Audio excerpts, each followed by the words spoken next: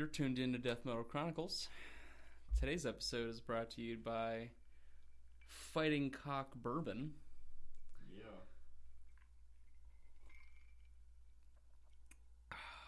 That's good.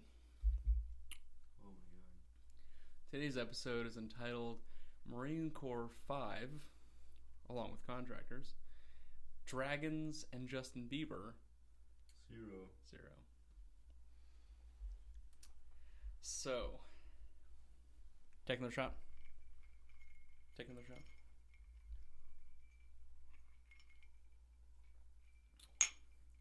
Okay, history of the Marine Corps. Go. Right now, off the top of your head. Ton Tavern. Tavern of what? Ton. Ton? Yeah. Ton Tavern? Yeah. And what's Ton Tavern? Oh, the first recruiting station of the Marine Corps. Where is Ton Tavern? Fuck, I don't know. Philadelphia, okay. And after Ton Tavern, what happened? The Marine Corps started And that was 1775. November 10th or 11th. I can't hear you loud enough. I think it was November 10th or 11th or something. Say it again. Say it 10 times faster. Harder, faster. So 1775 at Ton Tavern. Yeah. Okay. What part of the Marine Corps history do you like the most? All of it. It's all good shit. Yeah? It's great shit. Yeah. What's your favorite Marine story you've ever heard? Let's see. Favorite Marine story. Alright. So, this one time when I was in Okinawa, this dude, he got really drunk and he stole a taxi. He stole the taxi. Yeah. Like a whole one. Yeah. Well, he punched out the driver, got on the driver's seat, drove the taxi into the ocean, and The fuck? yeah, into the ocean, and With himself in it. yeah, and then to evade capture, he tried swimming away. Where do we swim to? know. Guam? I don't know, and so Mainland Japan? yeah, he got caught by some fishermen, some Japanese locals. Jesus. And there's actually a video of that. You've got to be shitting me. Yeah, there's a video on YouTube. I don't remember what it was called. I think it was like, what's Memorial Day? And isn't it May 10th? I don't know. It's some May. No, I remember it was a date in 2011, I think, or 13. No, 12. I don't remember. Yeah, you're bound to, if you search. Marine attacks cab driver in Surf City, North Carolina. Video. Man, all these Marines did all kinds of crazy ass shit to taxi drivers. Oh yeah, yeah, I'm telling you. And then he actually got in trouble. I think he was. Did he get NJP? Well, that's the thing. He was in Japanese jail for like 30 days or something. In Shakotan, Okinawa, 2 Marines are in Okinawa police custody after taking a joyride in a taxi. No, that's not it. It's pronounced Chatan or something. Chachan, yeah.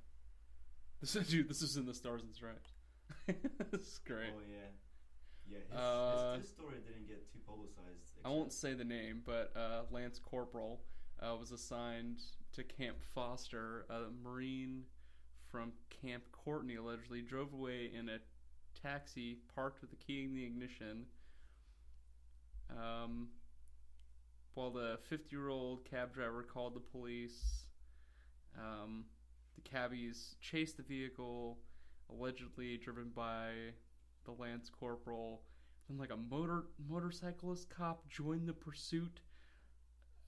Jesus Christ. And then the chase ended with the bumped and scraped sides of 5 cars driven by 2 Marines.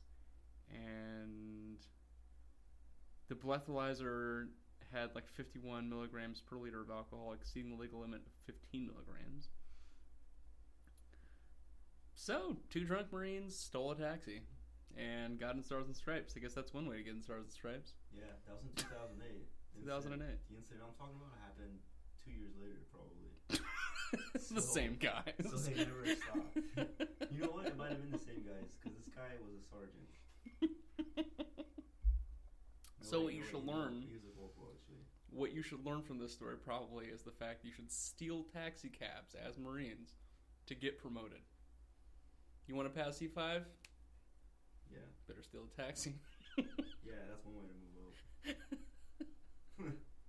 So ridiculous. It really is. I like how when I search Marine taxi cab Okinawa, like 7 times it comes up. Jail time sought for 2 Okinawa Marines in attack in 2006. Oh And then it happened God. again in 2008. And, and then 2010 it happened again. Dude.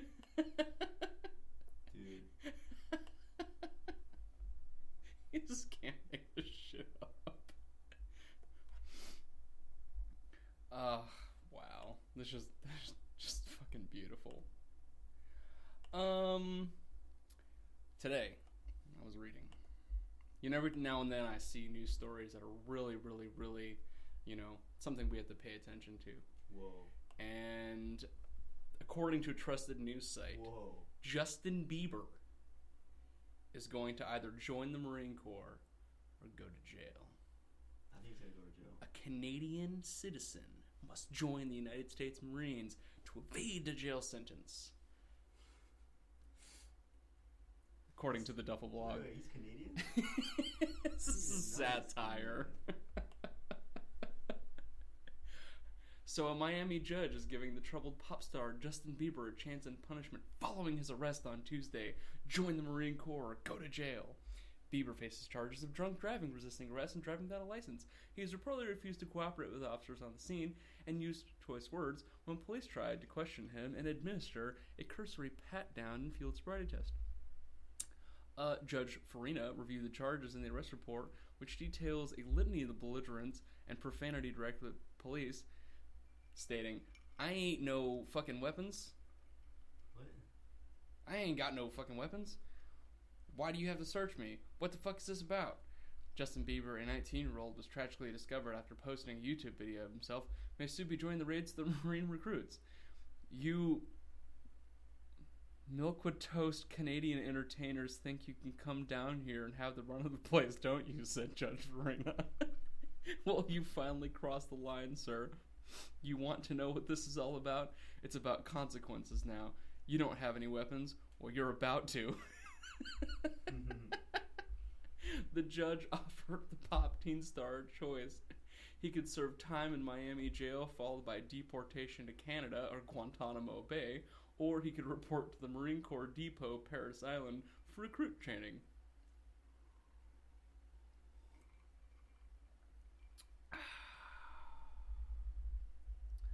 Let that simmer to all you Canadian entertainers trying to come down to our dear land.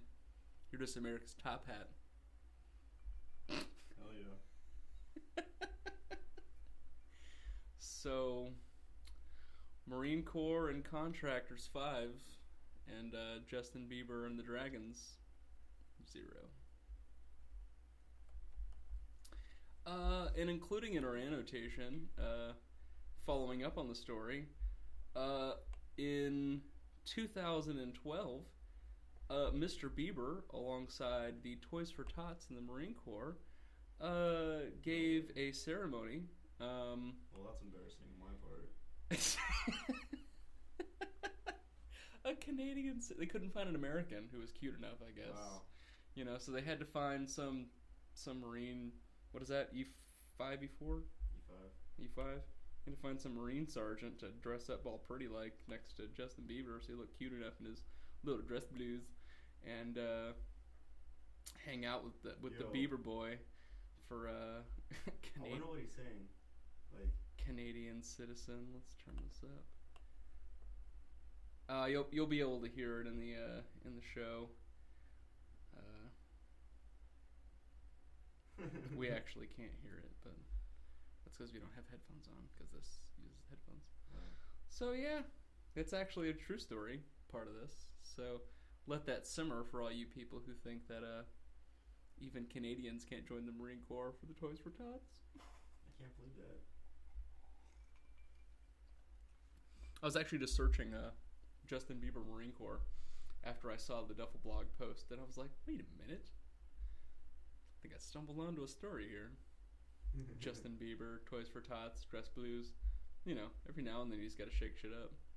I think that's all he's gonna do if he does join Toys for Tots. That's all he's worthy of doing. Looking all pretty and shit. Or they'll make him carry a freaking M249 the entire time, his little scrawny ass. Little 90-pound little piece of shit. Here's a 249, bitch. Carry this. For those of you out there who don't know what a 249 is, it's a giant belt-fed weapon that usually the shipbird, Blue Falcon, the person who's caused all the shit, or maybe a Canadian who wants to join the Marine Corps will have to carry it because they're, you know, a loudmouth or 90-pound, you know, weakling or, you know, whatever.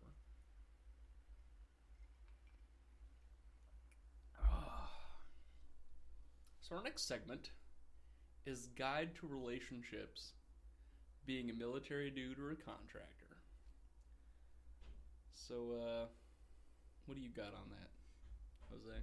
Don't get serious with another service member.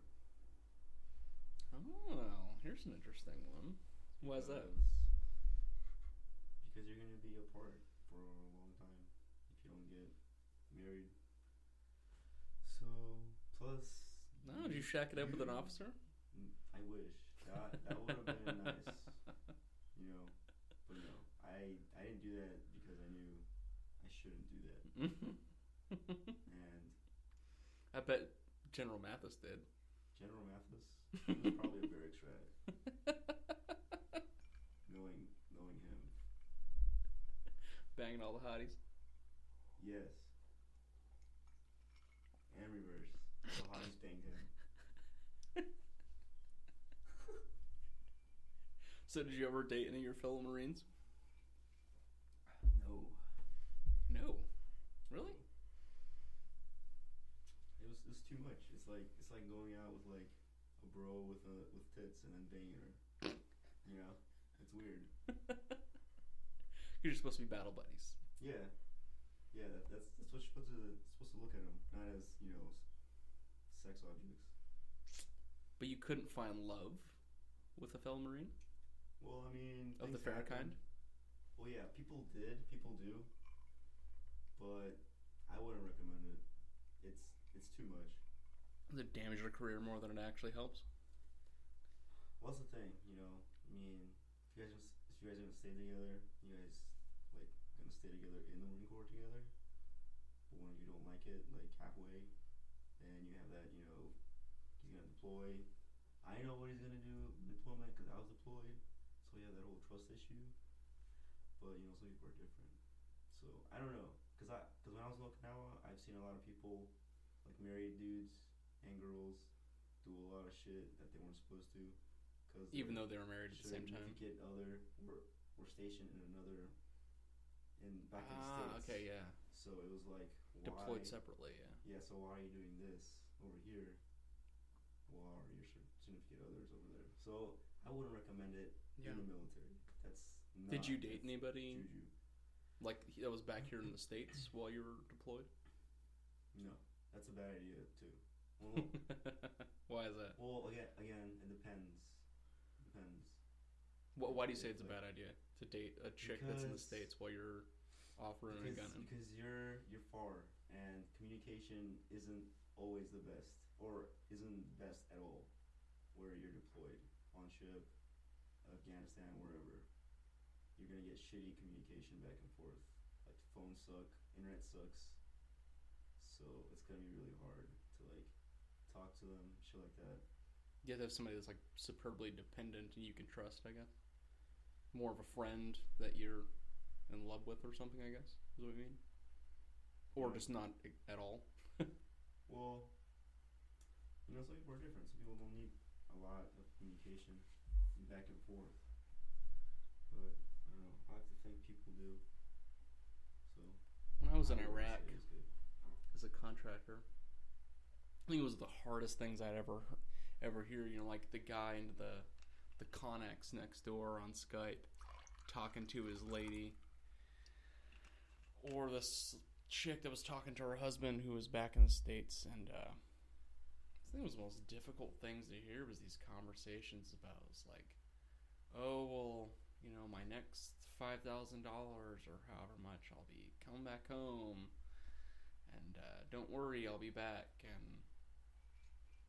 and them, you know, having it out on audio where you could hear their responses too, of like, oh, well, when you come back, I'm looking forward to seeing you, or the nonchalant responses from their loved ones about, in a sense, about like they weren't really 100% about those relationships. Yeah. They were just in them to be in them, and that was tough. I mean, at the time when I was in Iraq, I didn't have anybody, so for me, it was like, whatever. Exactly, that's what I'm saying. So it's like. But then, after I deployed again, I had a relationship where it was not 100%. That person was not 100% like about me, at least at the time. Yeah. And there'd be constant issues of communication where it was like, if you didn't have phones, because sometimes they would just like block comms for like 2 weeks. Yeah. Like somebody bombed something, they just block comms. You wouldn't be allowed to call out. You could text message or whatever, but or you know, use Facebook, but like you wouldn't actually be able to call. So it was like this huge communication barrier. Yeah. And if you didn't actually have that much trust in the person, like say it was a new relationship, you were screwed. Like, and in the end, it actually didn't work because of that. I think more along the lines of me being deployed all the time. Yeah, and I mean, it's not only like in the relationship that has the problem. It's also like when you go back to work, it's like it's hard not to think about him. You know what I mean? Oh yeah. So it's like you're trying to do something important, but then you're like, fuck, what's she doing right now? What is she doing right now? What is she doing? Or what is he doing right now? So it's like it fucks up your work. So that's really hard too. Yeah, I think it's really important for everyone to develop relationships before they do something stupid like join the Marine Corps or deploy as a contractor. But God, I swear it's the same story every fucking week. Deployed. Oh, my girlfriend cheated on me. So now I'm here in Afghanistan making however much money a month, and they hate their lives. Yeah. Where if they would have just stayed in the States for $2,000 a month working at McDonald's, or I don't know, went unemployed or whatever, they would have had a better life than deploying and all that jazz. Yeah. Plus, like, even if like it doesn't go good and you come back and you're split up, and like you were saying, you made tons of money. What are you gonna do with that money? Just blow it off on hookers and beer, M4s and guns and drugs. Well, no, not that. Well, maybe, I don't know. I know some guys that did. Dude. Blew all their money on coke and whatever else, and then they're back to contracting, cleaning up, and then they go back to do the same thing. So yeah, that's why I don't think it's good to be in a relationship when you're in the military or with another service member or at all. I mean, shit. In general, it complicates things a lot. Holy fuck. Well, like right now, I mean, a lot of the guys that I know are still dealing with it. You know, I mean, I constantly get these Facebook messages. Oh, dude, guess what happened and now? And I'm like, well, I could have told you. I mean, you could have made a better choice and, you know, either not deploying and developing a relationship or deploying and breaking up with a person, or at least coming to some sort of understanding. Yeah. But I guess you got the stones to do that, and go ahead. Make it work, for power to you. I think this is the one thing that nobody's actually talked about with all kinds of military and contracting stuff. It's not like a conversation that actually is active within the community. It's a story that you hear all the time, but it's not a story It's that you're true. allowed to talk about, really. Yeah. I mean, like relationships with military. I mean, that's in contracting really hard. stuff. It's Yeah. Because I knew a lot of the guys after deployment, they come back, and then they split up. So it's not always during deployment. So that's what sucks. Cause it's like, yay, I'm back, fuck yeah, and then people develop issues and shit from deployment, and then bam, yeah, they're left alone. And it sucks. It sucks.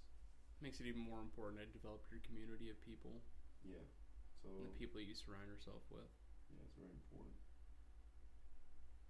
You had a lot of good friends that are out in other states that really helped me out after my last deployment.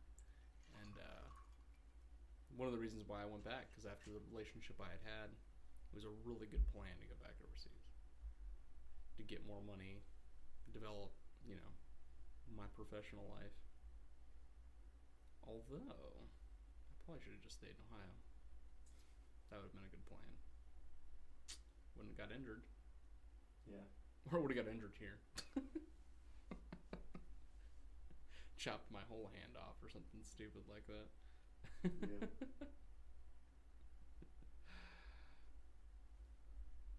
So the next segment, bodybuilding and diet. What works for me? And what works for you? What works for me? Let's see. You've been working out since you've been back? Well, when I came back, I didn't really do anything for like a month and a half. Then I started getting into it, and it was really hard at first, maybe like the first 10 minutes, but then you really get used to it.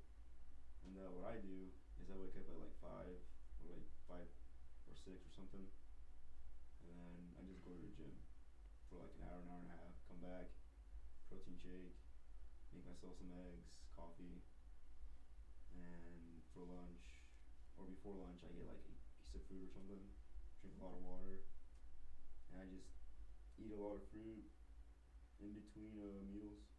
Do you think fruit's actually helping, like, fairly decent low glycemic carbs, I guess, in a way? Well, because fruit's low glycemic. I mean, it's around 55 and or so. I guess it's if you have small meals during the day, your metabolism goes faster, right? Are you eating the same calories that you would have, like, if you're in the Marine Corps still? No, I definitely had more calories in the Marine Corps. Really? Yeah, I had like. Oh, so you're burning more. So Yeah, your intake would have been higher. Yeah, like in the morning I would eat celery, carrots, peanut butter sandwich with coffee in the morning with 2 eggs or something, hard boiled egg. So you're around like almost Every day. 20 grams of protein or 30 grams of protein just in one meal. It's delicious. That's almost like that's almost 2,000 calories alone before 12 o'clock in the afternoon. Yeah, well, I'm not even What's done yet. What's the Marine Corps saying? I'm not even done yet. We do more before 6 o'clock in the morning than you do all day. Yeah. And before lunch, I at least eat like 2 pieces of fruit, an orange or an apple or something. And then lunch, I get a salad with grilled chicken. Usually I have that in chow. And They should grilled chicken for you guys? yeah, That's legit. it was good. It was good. That's tight. Either that or I had a tuna sandwich, or It's a lot of protein. It's good. or if I and a peanut butter sandwich, or like say if I needed to get some more energy. Christ, you're a small guy. You're on like 5,000 calories. Dude, this is lunch, right? So then sometimes I would like stop with the protein and I would eat some carbs. So I'll get some pasta or something like that, or eat chicken every day because they always serve chicken. I have no idea why. Maybe it's cheap for them to buy or whatever. But I always ate chicken. That was in Okinawa? No, that was like the whole time. Oh, really? Yeah, and then again I would eat some fruit. And then I would do the same thing for lunch. I would do for dinner. So I don't know how many calories that is, but that's what I would do. It almost sounds like about 5,000 or 6,000. Yeah. Literally double the calories of what a normal person would be doing. If you're not like an athlete or you're not like in the military, you're normally around maybe like 4,000 calories the average person. But obviously, if you're an athlete, you're burning 5,000, 6,000 calories a day. I mean, like, because you're not gaining fat. I mean, you're gaining muscle mass, which obviously you're going to be gaining fat, but because fat comes with muscle, muscle comes with fat. But that's awesome. Now, like when you were like doing your PT and stuff, how often were you guys running? Full time. Like, was it every day or was it like every other day? What were you guys doing? Oh, we did PT every other day. Since we come back from deployment, people were not really PTing a lot during deployment, so we would usually take it slow until, you know, they would get a schedule going. But I left before that. But it was every other day. You think the on 1 day on, 1 day off thing worked really well for you? Yeah. Like healing process amongst gaining and definitely. developing muscle?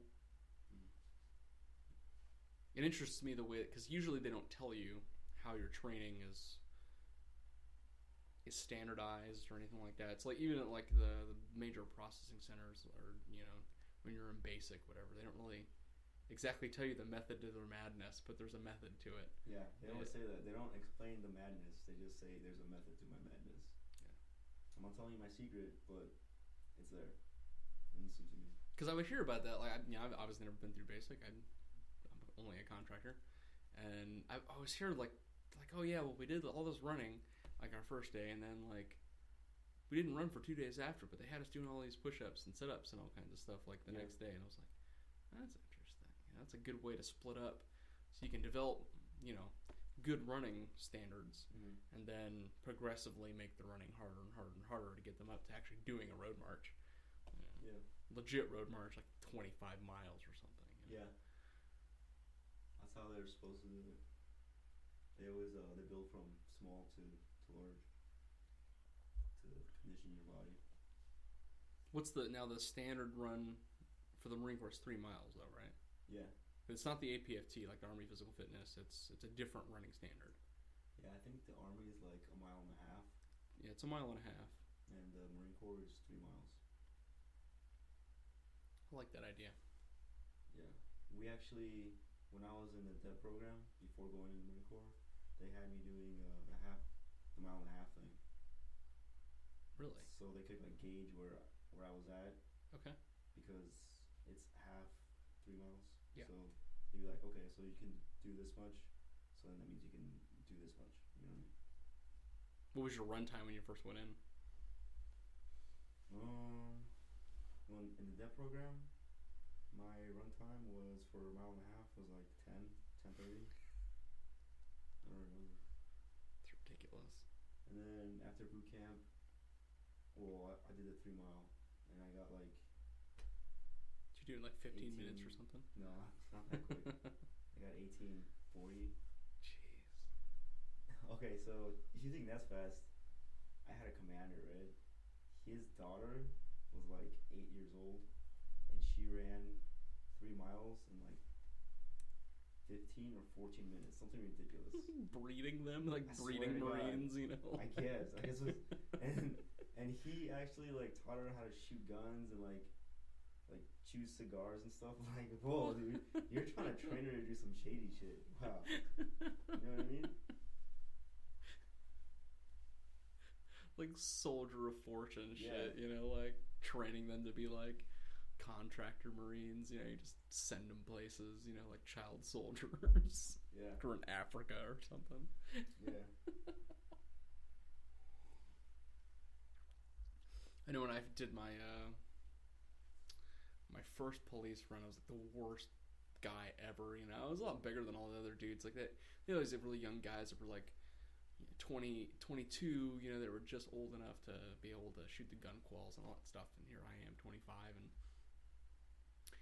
you know, I had like maybe like 40, 50 pounds on these other dudes. It took me a little bit more work to be able to move that much, you know, weight at the time. You know, I never really ran. I fucking hated it.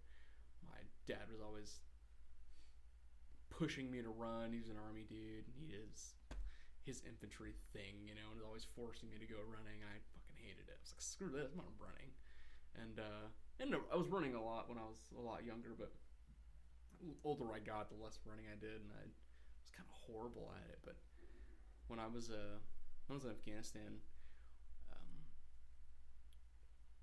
we're really focusing on doing as much distance as possible. So throwing out a rucksack and doing like the entire base, which the base was like at least 7 miles around or something. I don't even know. But it really didn't care. I mean, we just did it to do it. Threw on a rucksack and ran. And so doing that like every other day, which really helped out. And amongst just like even doing that, like just like walking at a pace around the base and doing sprints, doing that, like going from one side of the base to the next side of the base and sprinting the entire way. It's something you actually need to do. Screw running distance sometimes. How about run your base? Run from one part to the next part.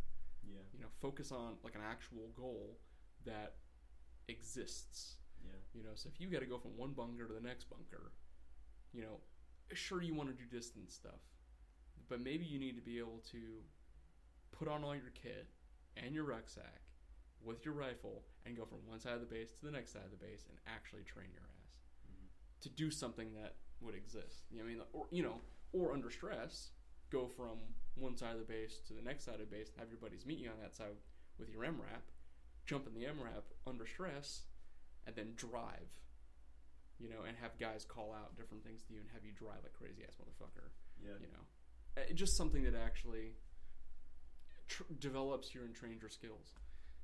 Sure, you can go in a training environment where it's nice and fun and everybody's having a great time, but do it under stress and not negligent discharge.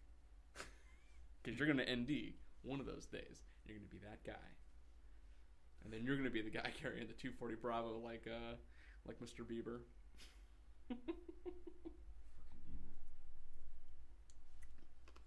Yeah, you'll be that. You'll negligent discharge at least once in your career.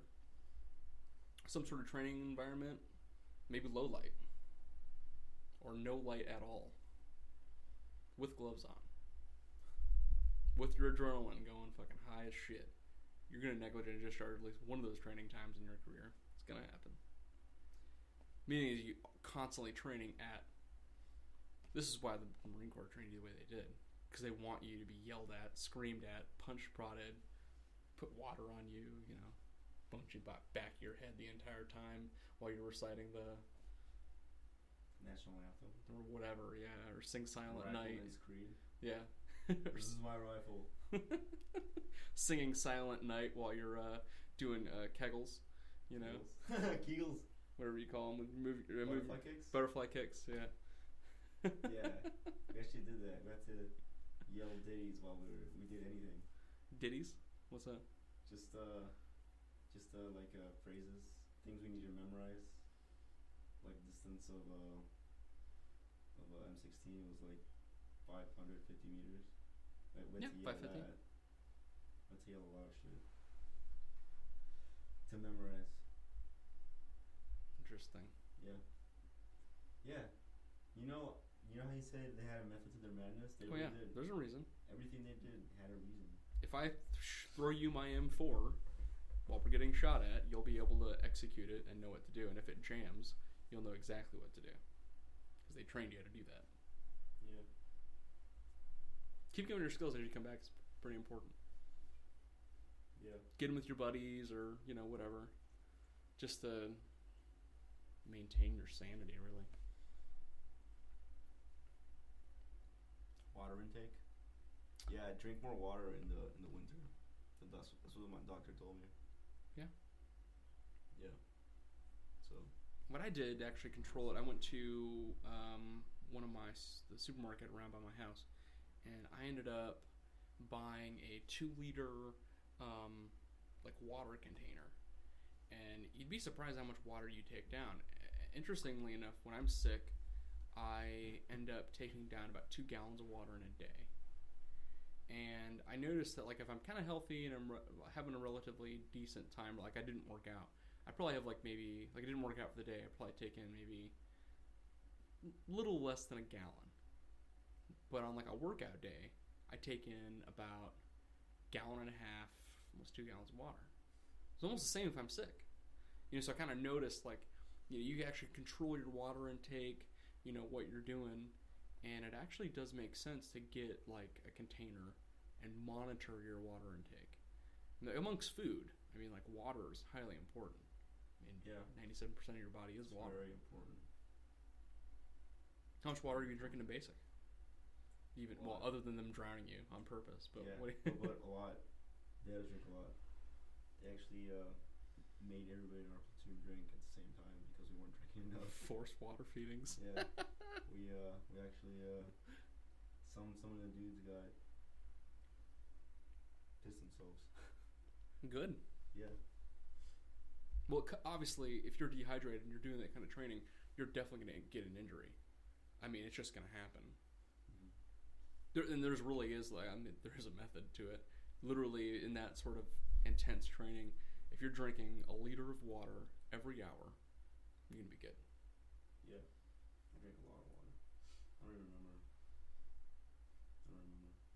There's a lot. My heavy workout days, I can drink about a liter in an hour. 2 liters. I might have drank like 3 liters every day when I was in California. God. Because I drank one in the morning, and then by lunch I would go back, refill, and come back and drink the whole thing again. And then by dinner I'd go back to the barracks for the night and drink one, maybe half. Then the next morning I would drink the other half. I remember one in summer, it was so fucking hot in Iraq. I think we drank like 2 gallons of water. And we didn't actually piss. It freaked us out. What? I mean, we were so dehydrated. I mean, we could not... We're on the gate, in body armor. Fucking defending freedom. Democracy in the way of American life, We're fucking on the gate. And, may I see your ID, sir? Thanks, sir. May I see your ID? That kind of bullshit. And, doing our guard duty thing, and... God. I mean, you could literally take down 3 gallons of water. And literally not have to piss. I mean, like, it was just insanity.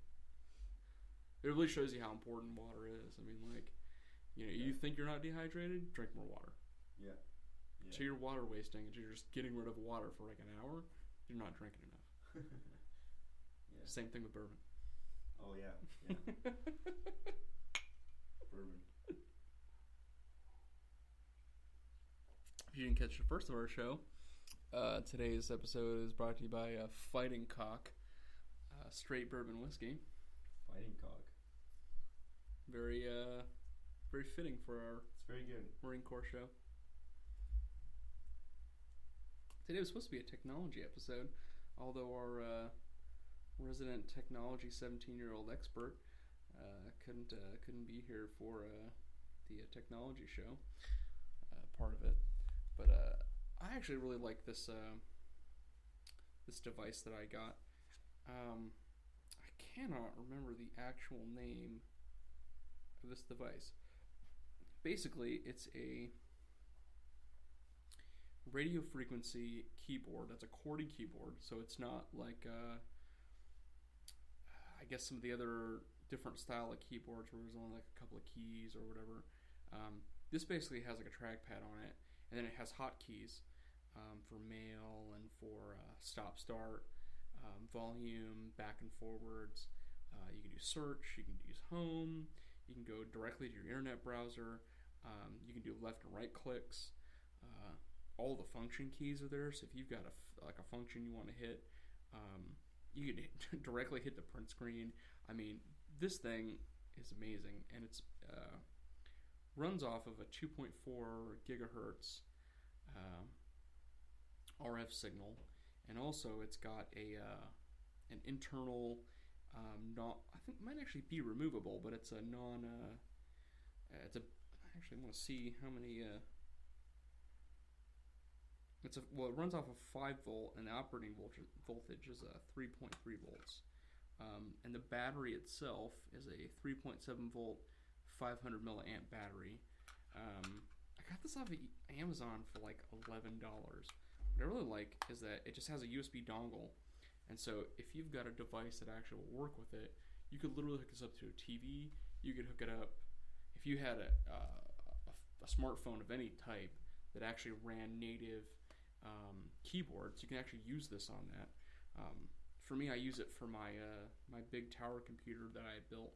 I'm running this on VLC, and with the VLC player, which is on Ubuntu, on Windows, any operating system you could think of, you can actually designate the keys inside of that program. So if you're watching a YouTube video off of VLC, or you're watching a show on a DVD or whatever, you set up the key. Say if you want, Q to be play, or you want P to be play, you could set that. Or you just want the regular native volume rocker, you could use that.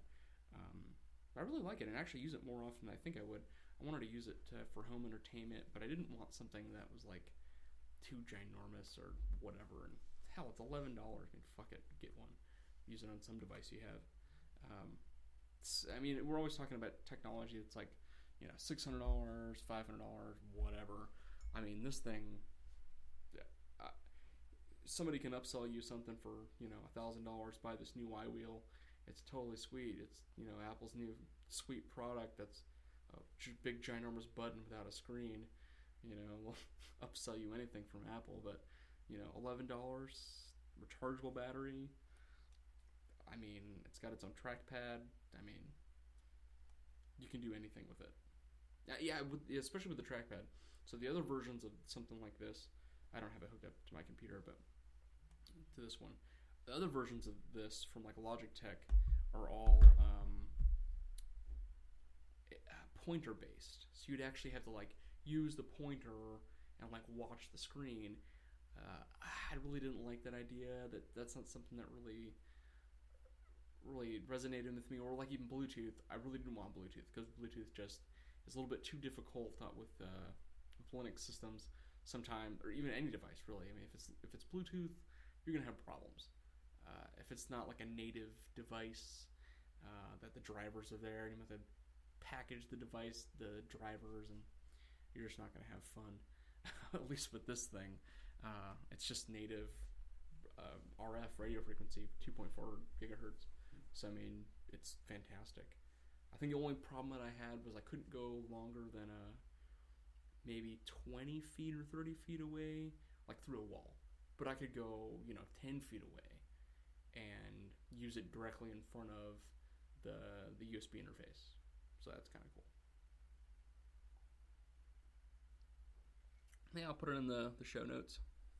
I think it's pretty cool. I like it. It's been decent to me so far. For this episode, I'm going to showcase a band called the Kid Crash.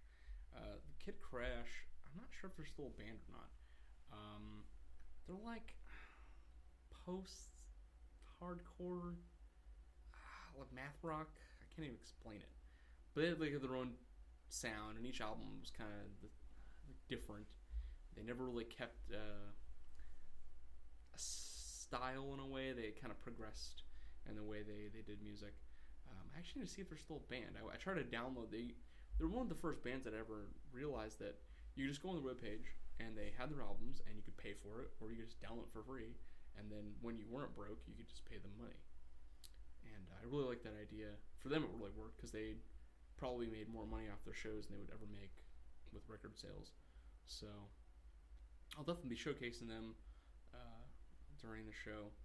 I think they made a big difference in my life, because it showed me that you can actually do things differently and make money. I mean, they're probably not millionaires, but they made some money off their music and probably paid the rent better than most can say with their music. Hell yeah. You listen to any bands that you like these days? Not bands, just groups. What groups? I listen to this one song I really like from King Midas Sound. King Midas Sound. I'm not sure if I've ever heard of them before. It's kind of an electronic sounding really? Group. Yeah. Song Say Something. It's pretty good. Say Something. Okay. Yeah. Are they signed, or are they? I don't know. How'd you find out about them? Pandora. Really? Okay. Yeah. Yeah. But pretty good. I haven't used Pandora in a really long time. Well, I like it because I'm kind of a passive listener. So Okay. I will listen to something, or I'll pick up on something if I like it. So like I'll just be listening to Pandora, just not really paying attention, but something catches my ear, then I'll like pick up on it and start getting into it. So that's why I like it, because it's really hard for me to pick music just out of like thin air or something. Where's Midas from? Do you know what state they're from? I'm not sure. I didn't read the description very well. And are there vocals to their music, or is it only electronic? The vocals. Okay. But it isn't sing-song vocals. It's kind of a whisper talk Okay. vocal Yeah. thing. But I like it. That's really cool. Yeah. I'm gonna have to check them out. Hopefully, I'll be able to put them in the show notes. Hopefully, they're not actually signed. That'd be good, so I can showcase them. Signed bands on YouTube isn't exactly a good plan. You might get your stuff taken down pretty quick. So Really? I'm less likely to do any of that stuff yet. It's alright. Yeah, I haven't hosted certain bands yet because they're actually signed. So there's a couple of bands that I'd like to put up. Angel Vivaldi is one of them. I actually emailed him. Hopefully, is that electronic metal band or instrumental metal band that I'll let you guys listen to at Pablo's house. They're really good. I mean, it's like math metal. I mean, and they've got to play as awesome as they can because there's no vocals. You can't just cover it up with some breeze and some crap. I mean, you can't really do that. With their music, if you don't make a good note or you don't make a good chord, you gotta re-record it. You can't hide it. You can't muffle it with distortion. You can't just slam on your guitar, just for the hell of it. I mean, You actually have to play with intent. And right. I really like those guys. It's my workout music right now. Speaking of bodybuilding, I hit my goal of I was listening to Angel Vivaldi. Hit my goal of 800-pound leg press. Really? So my legs have been destroyed today. Congratulations, man. Thanks, man. It took me a lot of work. It's really good getting goals done. Fuck, it took me... Especially from bodybuilding? It took me 3 months. That's good shit.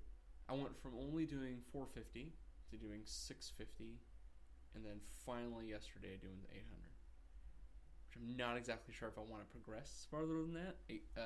Past 800 pounds is a little dangerous. Yeah, you got to you have to have spotters after 800 pounds. You could do it yourself if you're a bigger dude. Maybe if you're like around 260. I'm not 260. I'm like 215. But if you're doing heavy weights, you better get a spotter. 800 pounds, 2 spotters. You can always watch those YouTube videos where you see some guy's knee snapping half. So. Ugh, it's not good for you at all. But with not being able to do deadlifts or anything like that, like real deadlifts, being injured, using a incline leg press machine, and hell, even if you're going for lower weight and higher volume, try to find an incline leg press machine. The standard leg press machines, you can develop some pretty decent weight. Speaking of military stories, there was a base called Camp LSA, which does not exist anymore. If you're a contractor, you're a military guy, and you've been to Kuwait, you will know this base. It's purgatory. Every guy that's been deployed, and every lady of the fair kind, every Marine of the fair kind, except for my one friend who had deployed before they had built those bases. Really? She had been there. She was in Iraq when we were in high school. I had just graduated high school when she was there.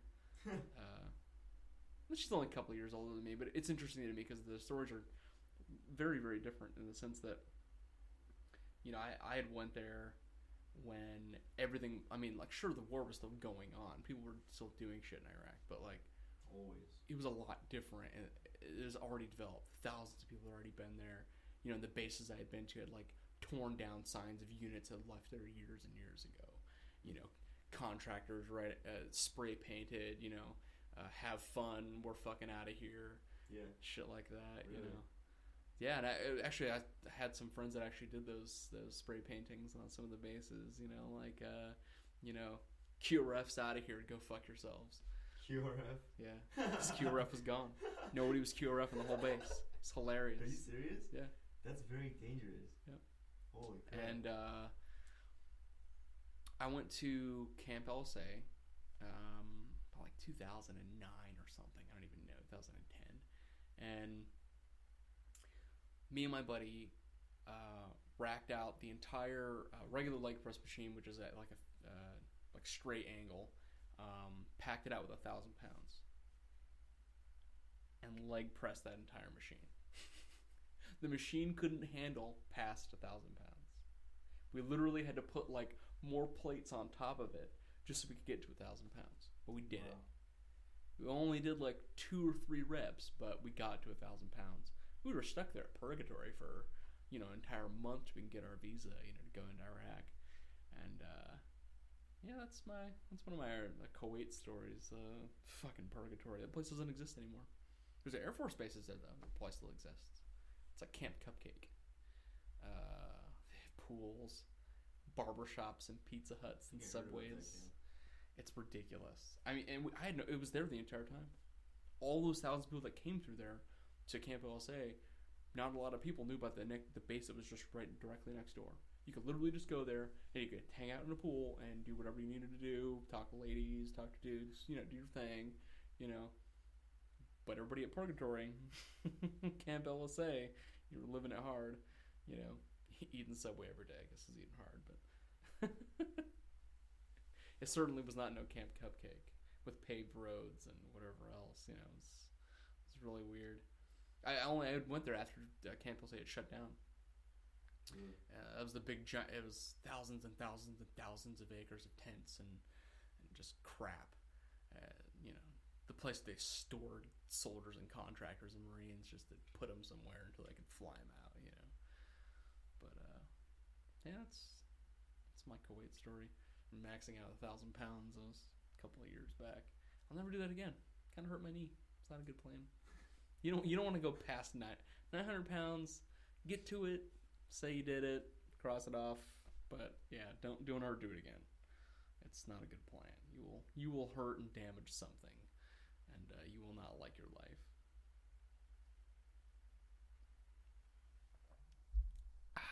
Ooh, some fighting cock right there, man. Yeah, it's in my throat. So, Marine Corps Contractors, 5, Dragons and Justin Bieber, 0. You've been listening to the Death Metal Chronicles.